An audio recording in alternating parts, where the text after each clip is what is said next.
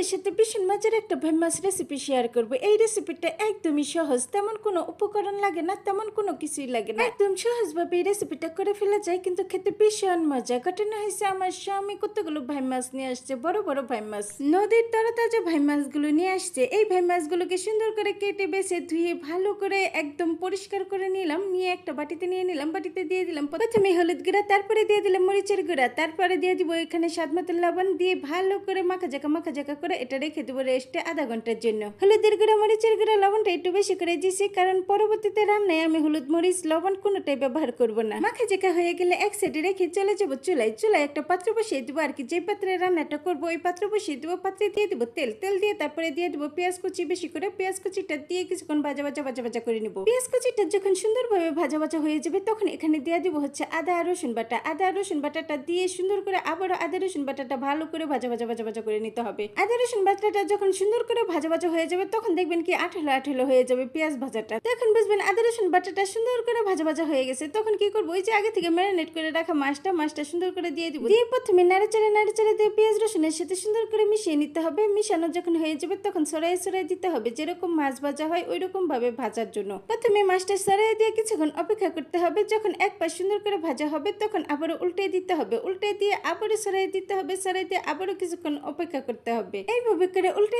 পাল্টে একটু সময় নিয়ে সুন্দর করে ঠান্ডা মাথায় ভাজতে হবে। যত সুন্দর করে এটা ভাজা করবেন, যত সুন্দর করে এটা কষাবেন, তত এটা খেতে বেশি মজা হবে।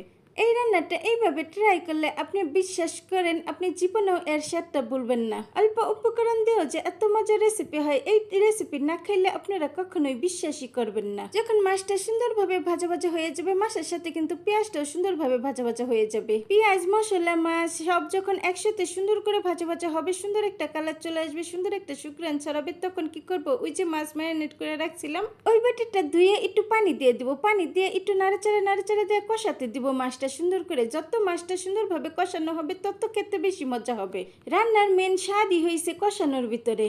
আপনি রান্নাটা যত বেশি করে কষাবেন, তত খেতে বেশি ভালো হবে। পানিটা দিয়ে ঢেকে দিয়ে সুন্দরভাবে কষিয়ে নিব। কষানো হয়ে গেলে তারপরে যখন একদম কষানো হয়ে যাবে, তেল বেশি উঠবে, তখন আবারও পানি দিয়ে দিব, আর কি জল দিয়ে দিব রান্নাটা করার জন্য। জলটা দিয়ে নাড়াচাড়া দিয়ে ঢাকনা দিয়ে ঢেকে কিছুক্ষণ রান্না করে নিব। কিছুক্ষণ পরে যখন পানিটা একদম মাখো হয়ে যাবে, তখন এখানে দিয়ে দিব হচ্ছে কাঁচামরিচটা পাকিয়ে গেছে, তাই আমি 2টা পাকা মরিচ দিয়ে দিলাম। আপনারা ফালি করে দিতে পারেন, আমি মাঝখান থেকে ভেঙে দিব। আমি ঝালটা একটু কমই দিব, আপনারা চাইলে বেশি ঝাল দিতে পারেন। এটা যত বেশি জাল হবে, তত আরো বেশি মজা হবে। কাঁচামরিচটা দিয়ে আবারও নাড়াচাড়া দিয়ে কিছুক্ষণ রান্না করে নিব। কিছুক্ষণ পরে দিয়ে দিব এখানে ধনেপাতা কুচি দেওয়ার পরে এটা দেখতে আরো বেশি সুন্দর আর লোভনীয় লাগবে, আর খাইতেও বেশি মজা লাগবে। আর আপনারা খেয়াল করছেন কিনা জানি না, কাঁচামরিচের জায়গায় পাকা মরিচটা দেওয়াতে কিন্তু দেখতে আরো বেশি সুন্দর লাগতেছে। এখন আপনারা অনেকে বলতে পারেন যে এটা দেখতে সুন্দর হলে হবে, খেতেও তো মজা হতে হবে। বাইরে এটা যে খেতে কি মজা। ছোটবেলায় যখন নানি দাদিদের হাতে রান্না খেতাম, একদম শুধু মশলা দিয়ে জাল দিয়ে দিলেই খেতে অমৃতের মতো লাগতো। ঠিক ওই রকম হয় এই রেসিপিটা।